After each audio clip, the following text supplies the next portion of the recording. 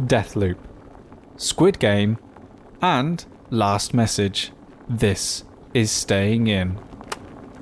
I heard the other day that apparently a spoon is the best thing to spread butter. What? Like the back of a spoon. What? Well, no, that's nonsense because you can't. You then have to scoop it out. I once lived with someone who, when they took butter out to spread their toast, they didn't like nicely wipe the knife across the top. They would just gouge out a load of butter from the middle of the tub, and then spread it that way. And it's just insanity. No, I've done that. Why? It is well, because it depends on the level of spreadability of the butter. Like, if you've got a really nice spreadable butter, it's fine. If you're going with a gold, for example, I love a bit of gold spread. If you're going with a gold, absolutely no problem whatsoever. If you're going with a clover, no problem. But as soon as you get into real butter, Dan, I'm 100% with you. You need thin scrapings, because when you're into real butter, that stuff is going to rip the bread. And there is nothing worse in this world than ripping the toast with some cold butter. One thing worse, when you're making a sandwich. Fine. You know what? There's one thing worse, and it's that. Ripping the toast. Yeah, because the toast has an element of kind of rigidness that the butter can cling to, and the heat from the toast can kind of help it. But with a sandwich, you end up just with a ball of butter with bits of bread on the outside. Yeah, you're in Buttertown, aren't you? It's not good. Ever get that feeling when, we started recording for 5 minutes, you think there's no saving this edition of the... Yeah. We might as well just give up now. Every single time.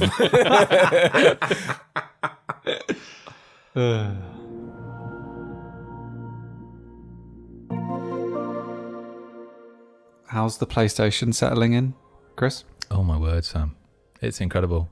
Literally, as a continuation of our last bit of the conversation, as soon as I got home, it was quite late at night when I left yours. I thought, I'll just... just leave it. Do it in the morning. Do it in the morning, yeah. Just do it in the morning. But no, I thought, no, I'll just have a little... I'll open it up and have a look inside, check actually whether it is there. Yeah. It's not just full of flesh and blood cards. Well, I thought, well, I've got the PlayStation out now. I might as well just see what it looks like next to the telly. Yeah. Still see if I can still see the television. That's important. Once I've put it up there next to it. Well, it's there now. I might as well just... Well, it's only 2 plugs, isn't it? It's only 2 cables.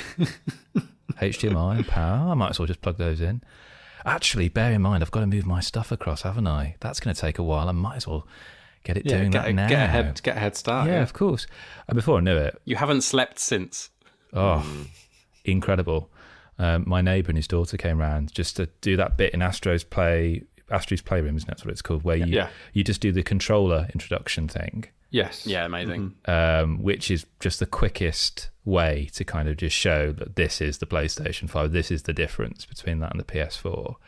And it's been great. I'm about halfway through Ratchet and Clank at the moment, which I got as a bundle of it. And I'm really, really enjoying the giddy fun of it. And just, I know we've spoken about it quite a lot, so I don't want to overlabour the point, but just when I boot it up and go, how much time have I got left? Well, hang on, let me just see. How long does this level take? 65 minutes. Oh, that's handy. Okay, great. Yeah.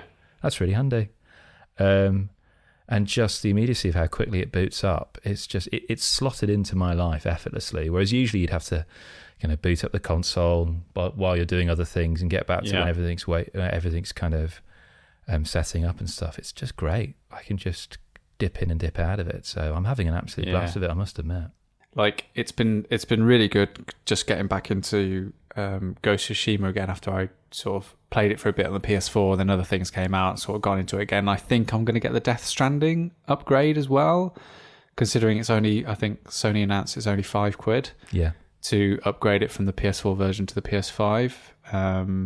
So I'm just like, I might as well, for a game that I think is actually really excellent and maybe Kojima's best work. Oh, come on. This is a Turner contrarianism, isn't it, really? It's actually his best work since Snake's Revenge. I mean, Pete, you've already made your opinions of what's the best butter, so I think we can leave this to Sam. So you've been enjoying Ratchet and Clank, Kris. I've been enjoying Ghost of Tsushima again. And then there was other exclusive announced. Oh, yes. For for the PlayStation 5. And I was like, all right, Deathloop.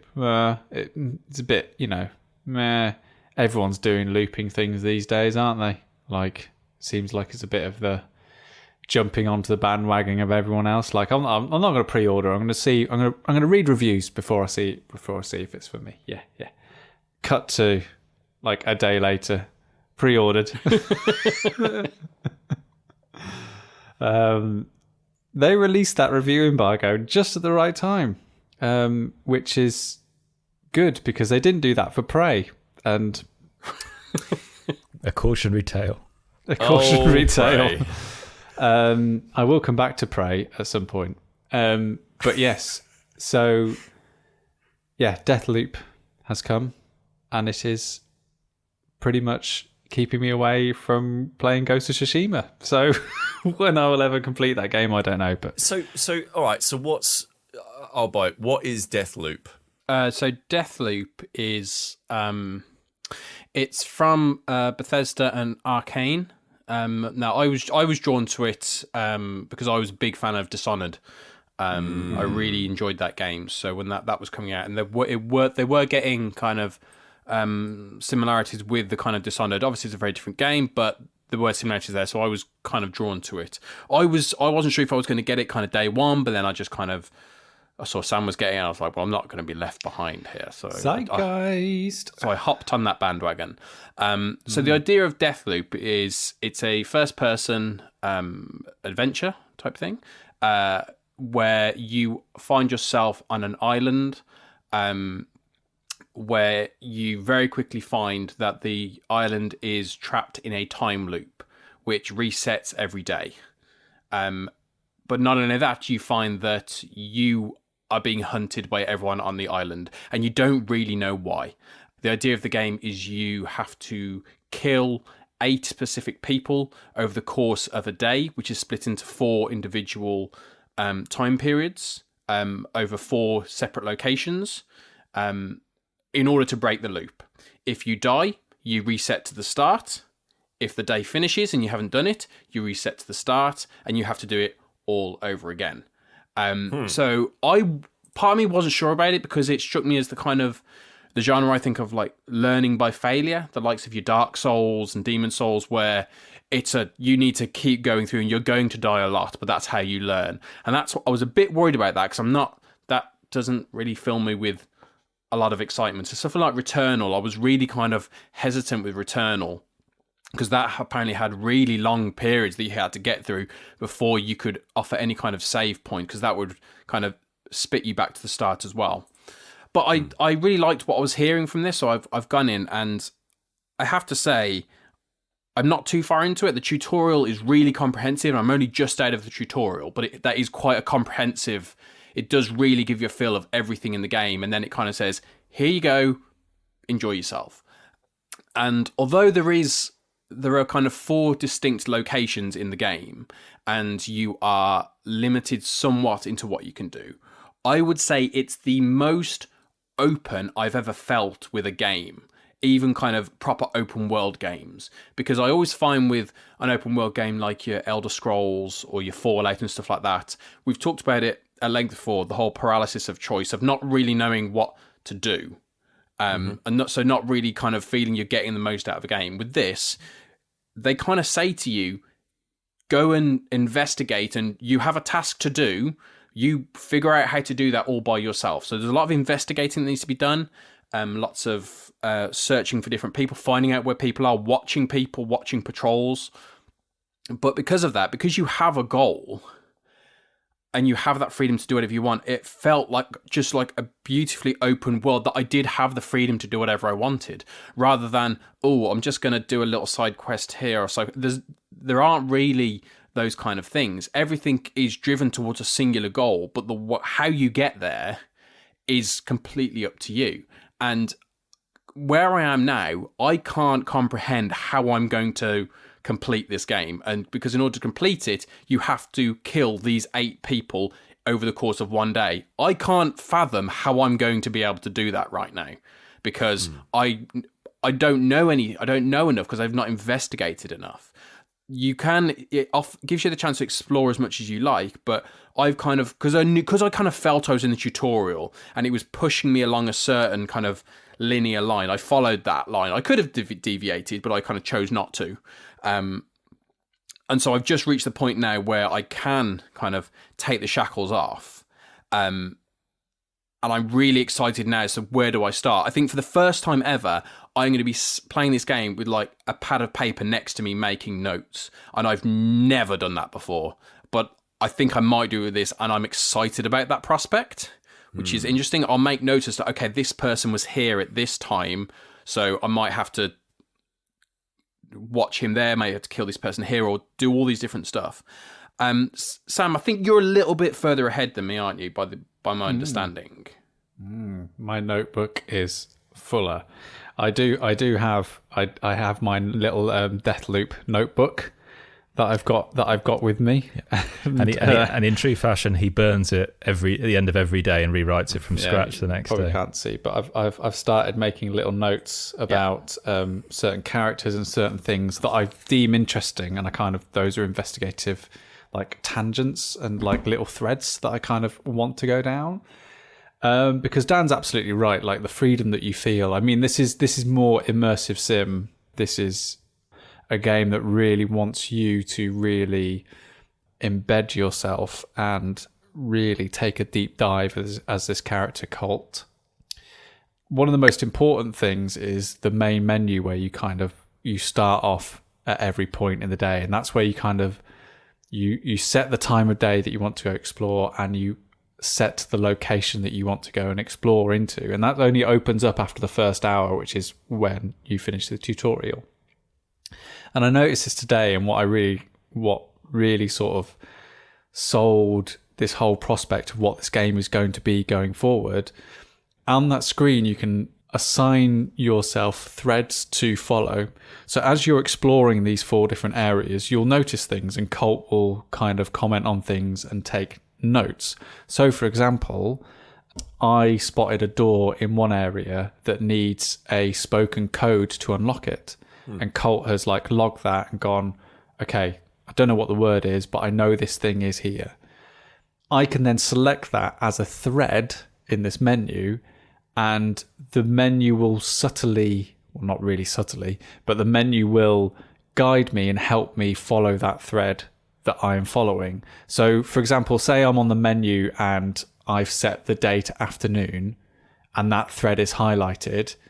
If something happens on that location at that time frame that links to that thread, I will be able to visit that location. If not, it will be there's nothing of interest for you here. So the game is really clear about these are 4 really inviting and really detailed and interesting locations. But unlike, say, Return of the Obra Dinn, I feel like there is a little more control here from the development team when it comes to allowing you to really flex that investigative muscle. Whereas, and for me, I prefer that a lot more than Return of the Obra Dinn, which I felt like the onus was always on me to make those investigative leaps and to make those jumps. And it was only until Kris was like, well, I just Googled what shipmen wore in the 1890s. And I was like, what? Like, I didn't even know that was a thing. Like, I didn't even know, like, the clothes were historically accurate. Whereas in Deathloop, it's like, I want to investigate this. And the game's like, okay, here's a good starting point. Okay. And taking this door, for example, like, I noticed when I was playing the other day that there was this drunk guy, hanging around near that door. So in my little notepad, I put drunk guy near door. Is that the guy who's kind of half dressed? Which half? Yes. Yeah, I've seen him as well. Just wondering about it. And I came back after doing something, and I came back and I noticed he wasn't there. I was like, well, he couldn't have gone this way. He couldn't have gone that. Maybe he's gone to the door. So I made a little note in my book, and then the next time of that time zone came down, and I watched him. And I just sat there and I just watched him and watched his movements and watched his track. And he ended up urinating on an electrical grid and causing something else to happen. And he didn't end up doing it, so I just murdered him. But what I witnessed there now links to another thing, because I found a note saying that this garage door will be open in the afternoon, but if he pees on the thing in the morning, there's going to be no power to this garage door, so it won't be able to open in the afternoon. So now I know, made a little note in my notepad, that I've got to kill him before he urinates on the electrical system, or else the garage door won't open, which may lead to something else going on in the game. And these are the little investigative threads that Deathloop encourages you to follow. Like, there is so much like observation, just sitting, waiting, listening to conversations, and at the moment everything feels so pertinent and important that I just generally do just find myself going through these levels and just wanting to explore, like wanting to just engage with the world around it. And I was speaking to Kris about this on the phone the other day, and it was actually something that was brought up in this. I'm watching this no-clip documentary about Prey, which is probably one of the greatest games that no one ever played. They were explaining how with Prey, and their design philosophy is that they have environmental artists and environmental architects. So they have like environment designers and they have environment architects. Mm-hmm. So the environment designers set up like, here is a room and you will walk into this room and this will trigger and you will fight this person. And the architect, usually in the process, comes after that room has been built and they try and make it, functional and look nice, right, in a way. However, what Arkane did for Prey, and I think this has bled on into Deathloop, is that the architects and the designers worked at the same time. Mm-hmm. So the architects are working in a way where they're able to build a space that is functional, that feels lived in, that feels part of the world, but also is ingrained so much within the design of the world that makes it so much more immersive and engaging for the player. And the levels in Deathloop just have that running through them like a stick of rock. Like, they are so incredibly immersive and they have so many different winding, leading paths, so much verticality and depth that every corner that you take, there's always something in your direction where you go, I wonder what's around there, or I wonder what's through that door, or I wonder what, and you're always rewarded with something. Like the environment design and the architecture is so incredibly and superbly made that, again, it's all there to encourage you to like push on, like keep on going through the game. The one thing I think that I found with it is I find myself, and this is going to sound really weird, using my eyes and my ears more than most other games. That does sound weird. It does sound. No, I know what you mean. Because I've been playing it. I've got some 3D audio headphones, so I've been playing with those as well. And there've been several times where I've stopped and I've been able to hear where footsteps are from a direction. So I know so I've been able to hide in a certain place because I know they're coming from behind me. So I can hide so I can catch them as they come through.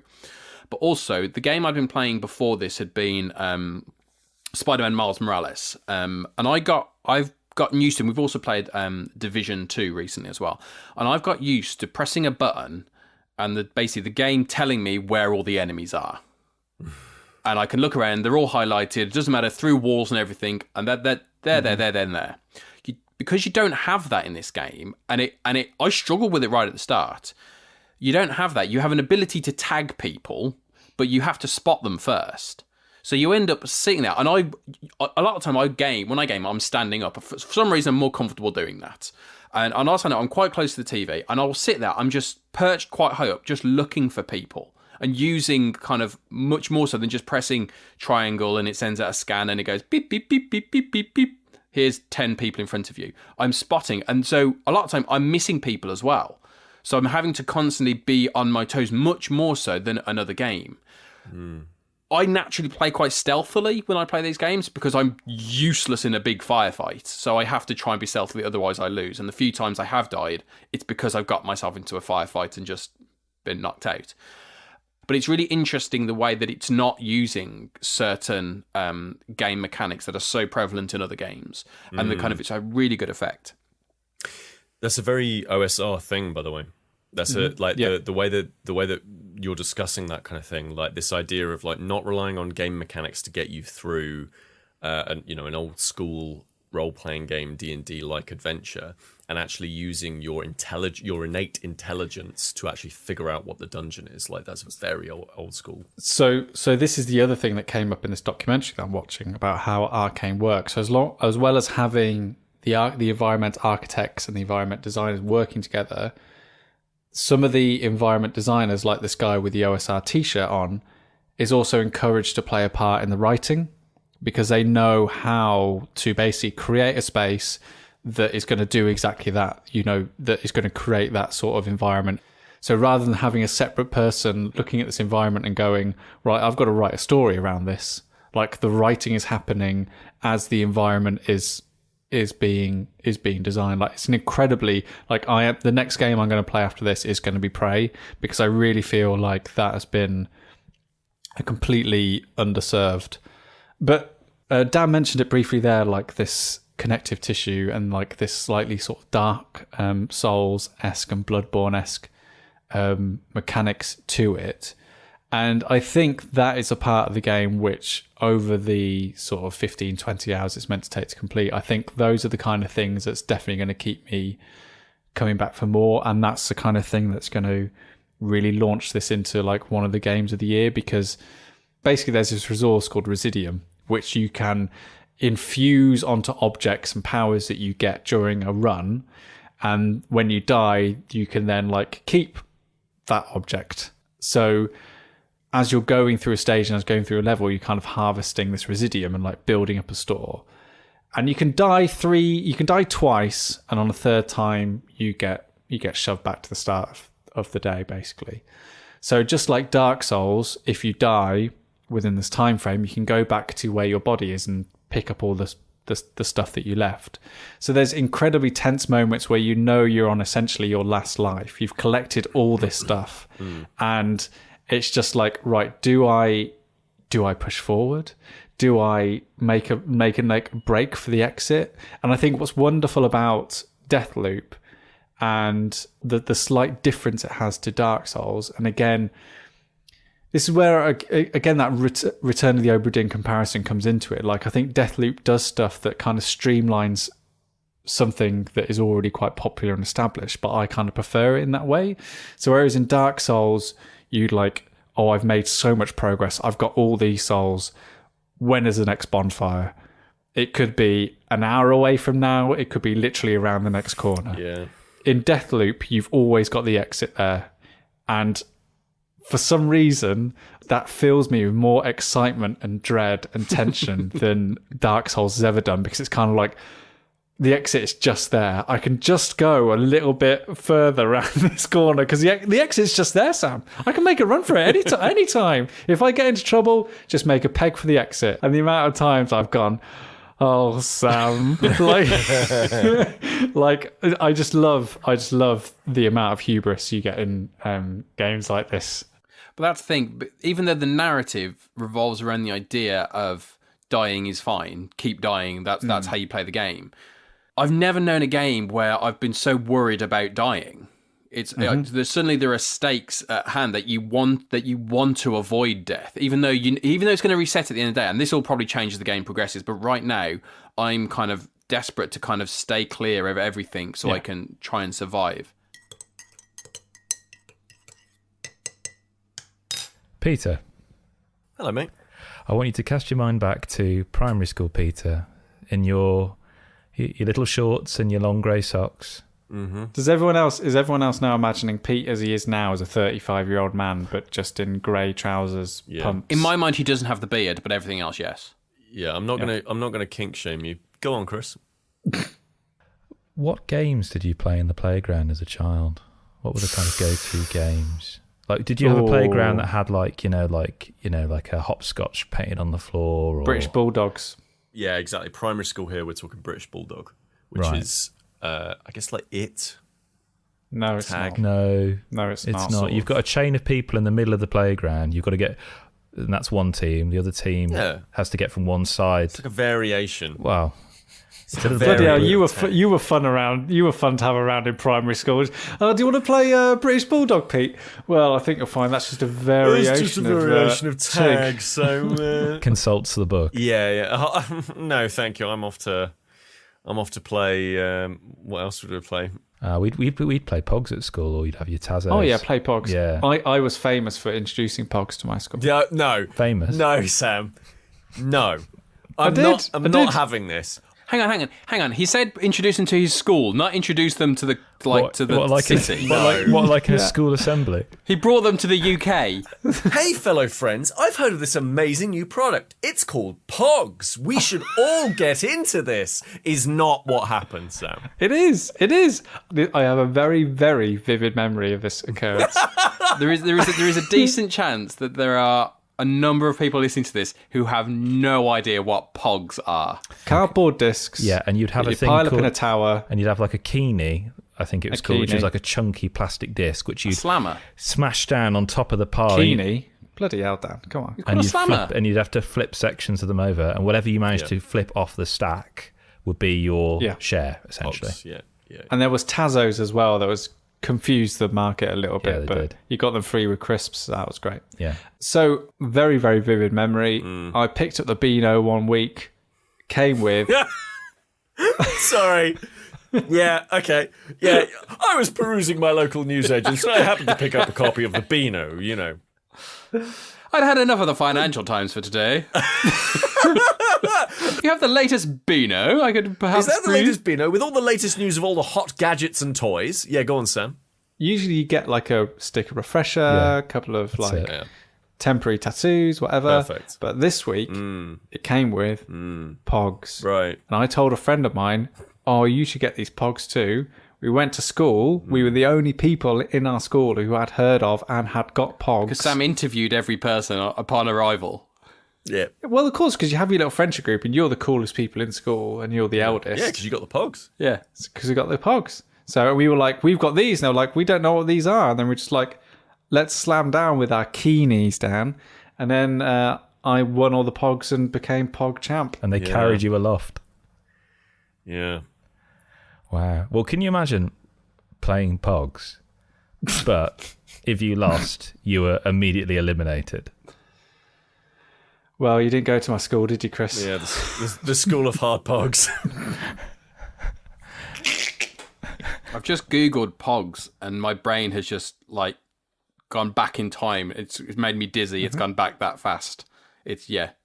So I've been watching this series that dropped recently on Netflix called Squid Game, which is named after a popular playground game from South Korea in the 70s and 80s, I believe it was. Kids would play it in the school. And I was kind of drawn to it because of its kind of like its look and feel, its production design.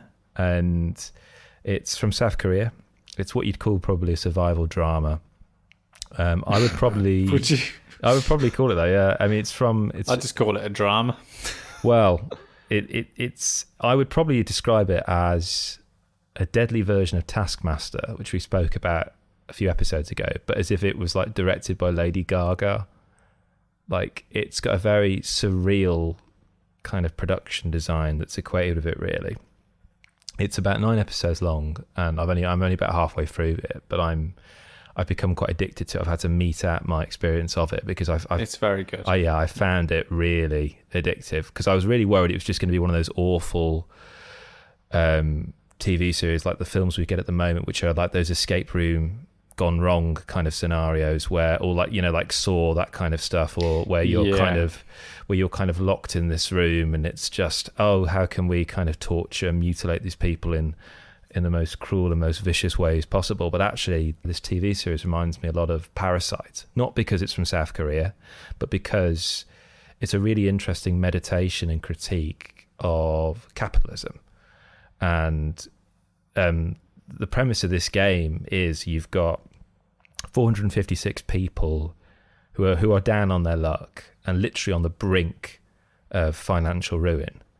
They're each given this kind of little brown business card, and it's got like a triangle, a circle, and a square on it. And on the other side of it, it's got a phone number.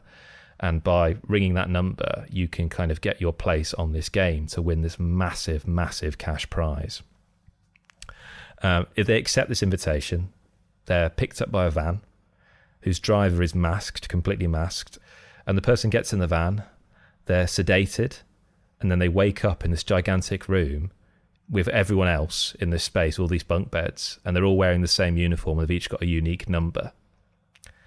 And they're told there are 6 games in total that take place over 6 days, and each game is as a kind of a sadistic version of a childhood game. And whoever lives until the end of the game wins. And there are 3 simple clauses. First one, a player is not allowed to stop playing. Secondly, a player who refuses to play will be eliminated. And thirdly, and I think the most interesting one, games may be terminated if the majority of the competitors agree to do so. But these are people who are desperate for money. The lead protagonist who you follow is this kind of Seong Gi-hun, who's played by Lee Young-jae. He's a really pitiable character whose gambling addiction has led to divorce, loss of custody of his child. And outside of the game, he's this really awful kind of human being who's constantly asking people to lend him money. He robs his mum, doesn't he? Yeah, just really kind of, you see him in the throes of addiction. But you put him in this game room and he becomes really amiable, loyal, very optimistic, and he's an utter delight. And you encounter other characters along the way. There's one person in there who defected from North Korea, and they're all here for different reasons in this space. And actually, what's interesting, even though the game is an interesting aspect of it, it's the kind of the cherry on the top, really, seeing how they're going to fare in this game, not knowing what the game is in advance. None of them do, and seeing what it is and trying to work out what it is from little subtle clues. What I love about this, like I did with Parasite, was just the characters, and it makes you ask yourself some really interesting questions. Like, is actually this game, this tournament, worse than actually being outside there? Or is this actually strangely fairer, where the rules are much more spelled out and everyone's within a fighting chance of securing that prize in a manner that they don't feel they have outside there? And it shows about the power of greed, the power of wealth, and what people will do for money. And there's a scene that is one of the most tense scenes I've seen in television in recent years. It involves honeycomb, and it's just phenomenal, really. It's so weird, the look of it, and I get the sense the reason why they've done that is if you try to tell anyone outside of the game what you'd experienced, you describe, oh yeah, there's a giant glass pig above the ceiling which has all the cash in it. We went into one area and it was just a giant kids' playground. People are not going to believe you. It's extraordinary. And learning about the people who work behind the scenes, who you never see their faces, they're all dressed in these pink boiler suits, learning about their hierarchy, that circles at the bottom of the ladder, those who've got a square on them, are higher than the circles, and triangles above the squares. And they have their own rules that they're following and their own game that they're playing. Yeah, I think the trailer does it a bit of a disservice because it comes across a bit like a Battle Royale-esque Hunger Games piece, but really it is more than that, and it does share a lot of that South Korean style to it. You could watch it and know it is a South Korean piece, like it is the focus that it has on character, but not just that. But and I mean, my exposure to South Korean sort of cinema and TV is obviously limited, but things like Park Chan-wook's Vengeance Trilogy and Bong Joon-ho Parasite and like Snowpiercer and Host, those sort of films, what tends to be the through line through them is that they're very, very focused on character, but they're also very, very focused on examining a very singular idea or a very singular issue. And it seems to be like the same with Squid Game, is that there is this wonderful examination of these characters, but then there's also very singular focus on this idea of capitalism, and especially like that hierarchy of capitalism and studying the most desperate people in it, what they will do to try and achieve what they think gives them status, which is money. And it also shares so much of that style, that language, and I don't mean like Korean, Pete. What I mean is that mix of humor and drama that I think is emblematic of the best dramas. Like I'm one of the people who stands up for Breaking Bad season 1. A lot of people don't like it because they don't like the humorous moments in it, but the reason why The Wire is so great is that comedy is drama, and the best drama is funny. And this has it in spades, really. And as Kris says, like, the lead character is it's always really interesting when you make your lead, your protagonist, kind of difficult to like and difficult to appeal to. But again, I think that just shifts focus on the situation that they are in. Like, you're not necessarily rooting for him. There's nothing really at stake if he wins or loses. Part of me thinks, well, should he win? As Kris said, like, you start to examine and question the things around it. Like, should he win? Because that just shows him that these behaviors, these traits that he has learned and that he is addicted to have borne fruit and success. Money will not fix your problems. So, like, you are encouraged to examine the game and examine this situation in. So it's exceedingly clever, and compelling. Like, I am really, like, I rarely have an hour to myself to really watch stuff. And Why the Last Man has just dropped. And if you asked me before this, what would I be watching, Why the Last Man or Squid Games, I would have said Why the Last Man, Squid Games.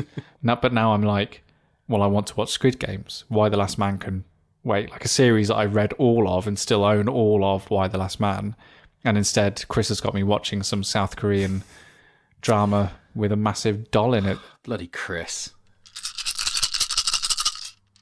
Well, that all sounds horrible. Have you been playing anything lovely, Pete, then? I've been playing some. Thanks, Dan. Because I've also been playing something lovely. Have you also been playing something lovely? Yeah. Yeah. So I have continued my exploration of the fantastic world of mobile video games. And I have continued my exploration of mobile games that Pete has sent me to look at. Yay! After Wordscapes. I should say that I am on level like 60-something of Wordscapes now. I told you it's good. And I hate myself. Yeah, great. Good. So, well, you'll hate yourself even more if you pick up a game called Everdale. So I've been playing this with Dan. Well, I've not been playing it with Dan, but apparently Dan has been playing it at the same time. But we've both been playing it independently. So yeah, I sort of convinced Dan to go and give it a go. So Everdale is from Supercell. So this is Clash of Clans, Clash Royale. We talked about Clash Royale back in the day. Boom Beach, I played a lot of. Boom Beach was real good. That was a real good game. Yeah. So if you've played those games before, you'll know kind of like the visual style of those things. Like they're cute, they're rounded. Like the style of it is very squidgy. I like the UI. It's always kind of like a little bit plump. Yeah, all a bit cartoony. But also very well put together. Like clearly, like Supercell. Like these are not like cheaply made video games. Like I know how like back in the day when I was covering this stuff, like I know how Supercell makes these games. They are tight. They know what they're doing. So Everdale is, I think it's my favorite Supercell game because it basically removes the one thing I don't like about Clash of Clans, and that's battles. So in Clash of Clans, you build up a village. You have these different resources, various different resources that you need to be able to acquire to then build different buildings, and then it takes time to build those buildings, and then oh no, I've been raided. So people come and raid your town, and then you have to build it all back up again. It takes forever, and then you go and raid them, and then you're part of a clan, and then you raid everybody, and I just hate it. I hate it. Like I think it's just not my cup of tea. I don't like competitive. I'm not a hugely competitive person when it comes to these kinds of casual games. And I also just don't really enjoy all that much like being around competitive people regularly. So like, you know, I was part of a clan for Clash of Clans, and it was constantly like, you need to make sure that you're here at 5 p.m. because we're going to go and raid. You know, it's just like, no, I won't be doing that. I'll be living my life. Everdale gets rid of the battling bit. So what it does is the whole point, and there's some amazing... I've actually been watching some of the YouTube documentary stuff that they've been doing. You've been watching your fancy pants documentaries about this high-end video game, Sam. I've been watching some of the documentary stuff that Supercell's actually made about their own games for Everdale. And basically, the team behind it is like, yeah, we just wanted to make a nice game. Fair enough. We just wanted to make like a game where, yeah, you don't have to compete and you don't have to feel pressure, and You just do nice things. just do nice things like help out some sort of fluffy fairy things that are floating away if you're not careful. Or can you make sure that you build up a nice net to catch them all? All right, I'll help out, and then you do. So you said that you were playing with Dan. So how does it work? So valleys are what replace clans, to answer your question. So the way that you play together, you have a valley which is shared between up to 10 players. And the idea is that you have a democratically elected leadership. I know, it's amazing. With you involved, I don't know. I know, right? I'm constantly sending each other, vote for me, folks. Pete the Tyrant. Yeah, the tyrant. So there's a trio of elders, and they're the people who have the most hearts by doing the most good deeds. And then there is a leader who is democratically elected whenever a vote is called. So everybody in the valley can vote. It's great. Like it's legitimately become one of my favorite games of the year. It's exactly the tonic for like it. Here's the thing: when you're playing a mobile game, what you want to do is you want something that is just entertaining enough to keep you occupied, but not so much that you can't watch whatever it is that's in the background. When you're playing a mobile game, you want 2 or 3 minutes worth of play, and you want to be happy and you want to be entertained. That's what I feel a good mobile game is all about. And this game delivers that. And it then it's amazing. It really does have this cadence to it where it's like, you've done everything now. And the game literally says, you can just go and do something else if you want. Yeah. We'll come back in 3 hours. Like, don't worry about it. Come back later. You don't have to stick around. I'm not as enthused as Pete, but that's saying something though, because Pete is very, very enthused. I'm enjoying it. It's a very slow paced game. Mm-hmm. A lot of the time, there are plenty of times where I'm sitting there thinking, I just want to do just a bit more. One of my favourite features of it is that if you click onto your resources, it gives you like a 1 hour, a 4 hour, and an 8 hour prediction of how many resources you have and kind of the tracking of it. So if you've got, say, one villager cutting stone, one cutting wood, and one cutting clay, you could look at it and say, they're fine. All those are going to go up. However, in half an hour's time, you're going to run out of food. It's just going to be gone. And then once you run out of food, they can't do anything then because they need to eat. So you need to put someone on food. And then it'll show you and it'll say, yeah, well, you're going to make some food, but it's still only going to last you to an hour because he can only make it so quickly. He can only make the soup so quickly before they all kind of need it. So there's a lovely thing of trying to work out. There have been times in the past where I've moved the storage of the wood away from the trees, so it takes them longer to cut the wood, just so my food lasts longer. And there's like a weird strategy element that comes into it. But it is a case of trying to work out how you can kind of tweak it and fudge it to make sure you can get what you want. It is really, really clever. It's all about logistics, and like the fact that there's all this data in there to like figure out where it is that you're meant to be putting your time and resources. Unbelievable. Can you only have one valley each, or can you have multiple valleys? You can only have one valley that you're in. All right, okay. And so, for example, if we wanted, we could create our own valley. We could be in our own valley together. That'd be nice. That would be nice. I'd like that. Well, then, I tell you what, if you two install it and give us the receipts that you are actually installing it and playing it, then 100% I'll leave my valley. And cool. But only if you become Lord High Emperor. Yeah. Only if I become leader. I went to university once with a lovely guy named John, and we lived together for each of the 3 years I was at university. And he loved tea so much that he had a special mug that I think he'd had imported or he bought from America that was even bigger than those Sports Direct mugs. It's huge. It was absolutely huge. Sorry, Sports Direct mug? Oh, blood! Like a ceramic bucket. Can you just search now for Sports Direct All mug? right, We'll hold on wait. a second. Well, I tell you what, We'll just play some like elevator music. Yeah. Everyone other than people in America will know exactly what I mean when I say Sports Direct mug. that's a big mug. Yes. It's a big mug, isn't it? It's a big mug. Jesus, that's as big as this woman's head. Who's this woman? Is it being modelled by someone? Do we also have to explain perspective, Pete? The woman is further away. So to put it into perspective, it's a 20-ounce mug. Okay. So you pour out 2 of those when you're remembering a friend who's passed. That's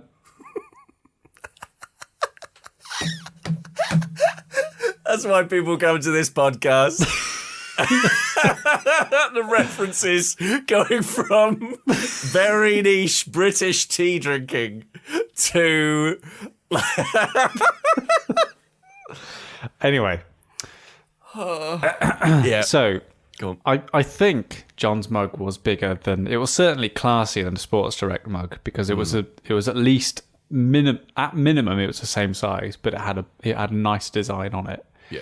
And what John would do he would fill the mug before bed, drink half, go to bed, wake up. Oh, perfect. Here's the other half. Hang on, of tea? Of tea? Yeah. He told. I remember him telling me off once because I'd poured his tea away because it was just left on the side. Oh yeah. Oh no. So you'd have... I mean, I love tea, but I can't drink cold tea. Cold tea? Yeah. I mean... That's absolutely disgraceful. That is some... There's milk in there. Just like leaving milk out for like 8 hours. I mean, he absolutely loved tea. I remember once on I think it was my 20th birthday, he woke me up in the morning, and John was an absolute darling. And he goes, he'd knock on the door and he said, hello, Sam, hello, I've made you a cup of tea. I was like, oh, thanks, John, that's wonderful. It's my birthday after all. I made it last night. He went, I've put something special in it. And I took one sip at it, and I just looked at him and just went, is it Jägermeister? And he went, yes, it is. Happy birthday. I was like, university. Oh, Gosh. Does he let the tea bag steep for 8 hours, Sam? Can you imagine that? Just a black hole.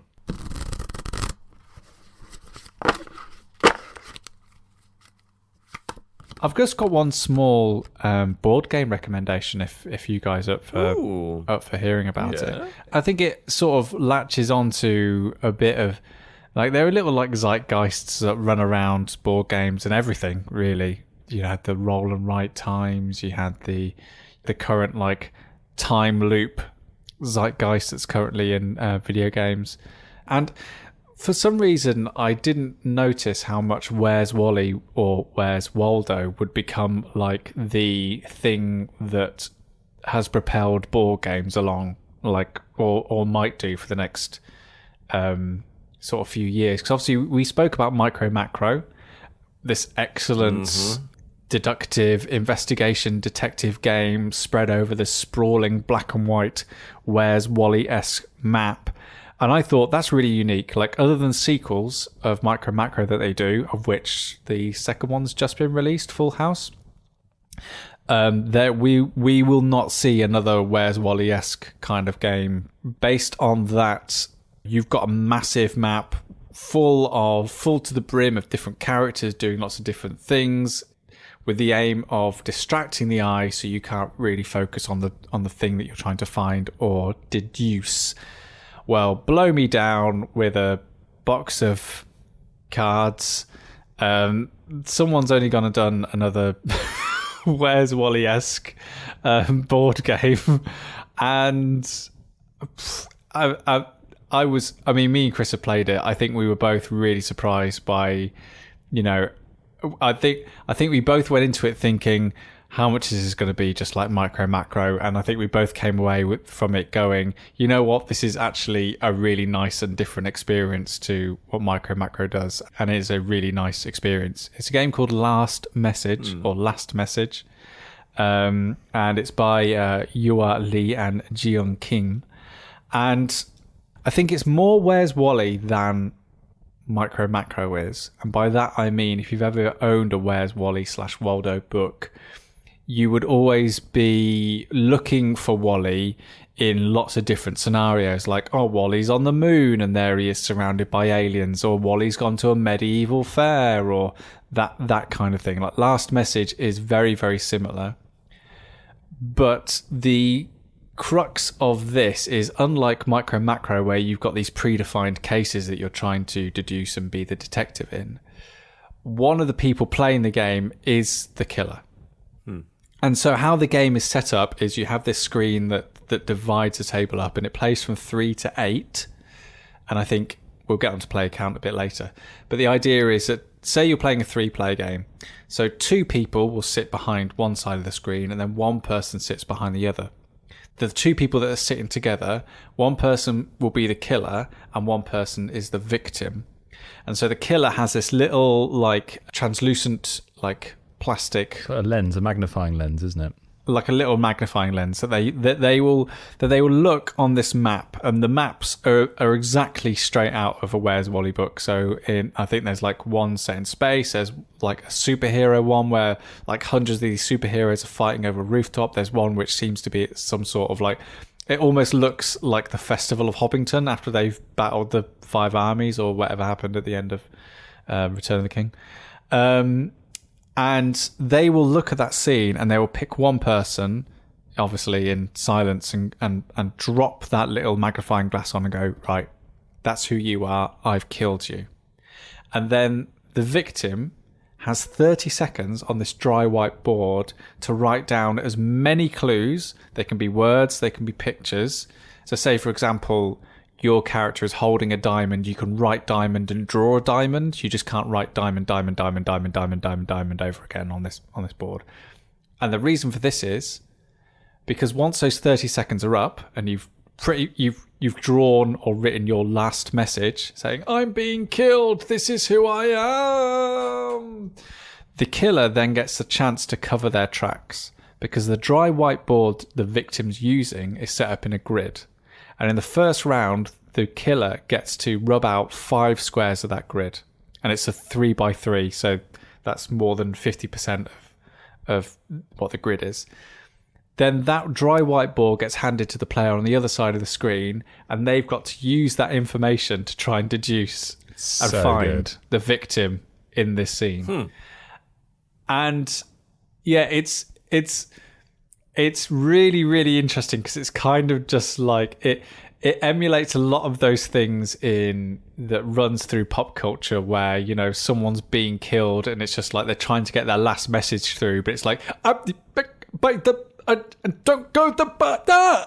And it's just like, well, and just from that little bit of garbled, it really simulates that like garbled last communication from someone in order to try and find out who they are. So then you if you're looking, you try and look and you guess and you say yes or no, got them wrong. And you get to keep that dry whiteboard. And then the same process happens again. The same person's been killed, but now the killer can only rub out 4 sections. And then it goes on to like a third round where they can only rub out 3 sections. So you're getting more and more clues as the game goes on. And that's it. Like I think its simplicity is one of the reasons why we really enjoyed it, Kris, because games were lasting like 12, 15 minutes, maybe maximum. And I think when you got a game like this where some of the appeal is you play it and you go, oh, I want to do that role next. Oh, I want to do this role next. Like when you've got really short, simple rounds, you can rattle around the table really quickly, and within like a 30, 45 minute play session, everyone gets a little experience of what the game has to offer. You're absolutely right. And what I found really interesting was that when you're handed this grid, this whiteboard, me personally, I was thinking, oh, that's great. I can do 9 individual... You can write whatever you want. I can write 9. I'm going to just do 9 little individual drawings or words, 1 for each square. And then we were playing with your wife, and I passed the board to them, and they actually wrote across everything. So actually, when I was rubbing away sections of it, I was leaving behind like gaps in this kind of larger picture Little or words, message, and that was really interesting. The kind of strategies that can develop. Really, it's really lovely, and as you say, I like that kind of that delineation of roles where all you've got to do, say, as the detective, is just try and solve the clues, and that's a nice thing to do, but you don't want to be doing it all the time. And likewise, no. You know, you don't want to have that stress of having to write all the different clues out over a minute or so.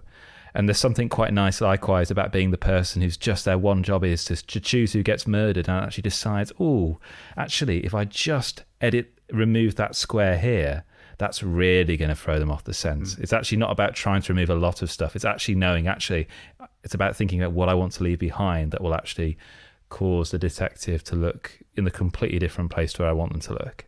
And it's never really frustrating. No, it's not. I think it has a exceptionally good like entry level to it, because other than Codenames, which is a great game, and once you get into a game like Codenames or Decrypto, you're into it and you understand it. But explaining that game can be difficult at times, and I also think like the age range of people who can play it is also a little bit limited. Like I feel like it is like erring up to the higher sort of like 12 plus Codenames, whereas Last Message, I think you could introduce it to really young children and they would have a whale of a time, because essentially you're making your own Where's Wally. Like the children don't have to be the detective or the people rubbing out. They can just be like, right, here's an incredibly well animated, kid friendly scene. Here's some clues that Dad or Uncle Dan has written.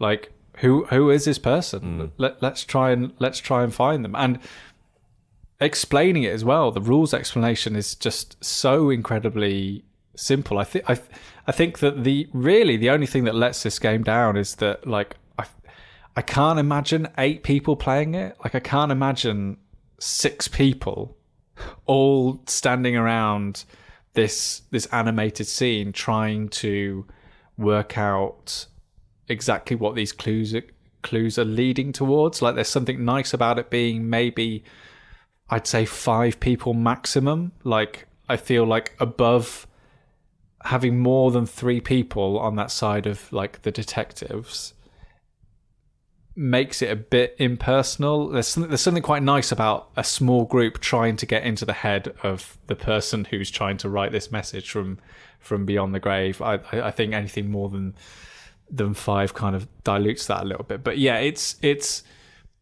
I think it could, when people start like asking me like, you know, what are good party games, but not just that, but really good like family games, I think Last Message is going to start creeping to the top of that list. It's very, very good.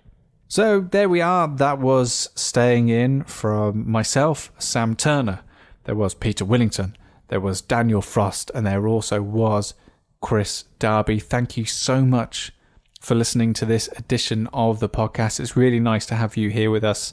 And we really want you to get involved with the podcast wherever possible. And there's loads of different ways that you can do that. The simplest and the easiest thing to do is if you're on social media, Twitter, Facebook or Instagram, just give us a follow. Staying In Pod on all of those platforms.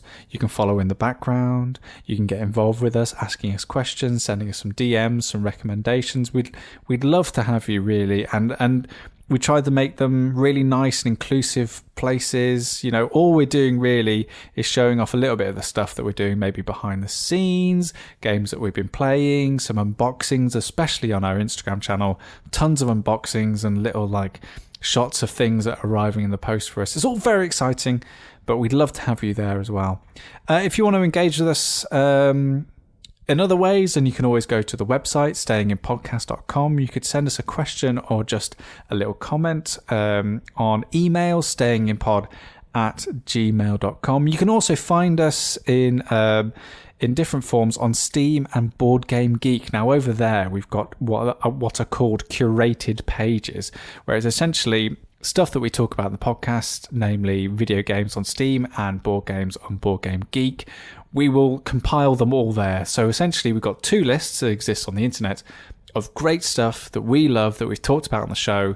And, you know, all the details and all the lists are on Steam and Board Game Geek. Just look for Staying in Pod. We've also got, oh my word, Kris has very diligently created Spotify playlists of music that is included in the games and the videos and the films and stuff that we talked about. If it has a soundtrack, then one of those tracks is in one of the playlists that we've curated on Spotify. So you can engage with us there. And obviously, we absolutely love it. The other thing we love is questions.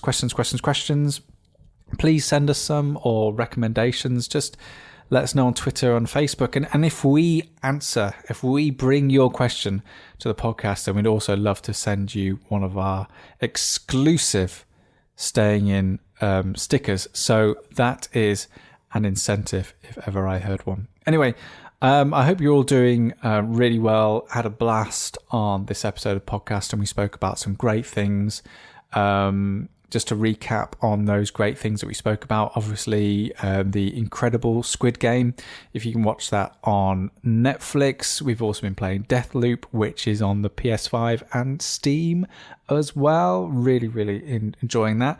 Last Message is available. It's produced by Iello, and it's available at most, if not all, good board game retailers. And we also spoke about the mobile game Everdale, which is available on Android and iOS. And we also spoke about tea and why it should always be served at the optimum temperature.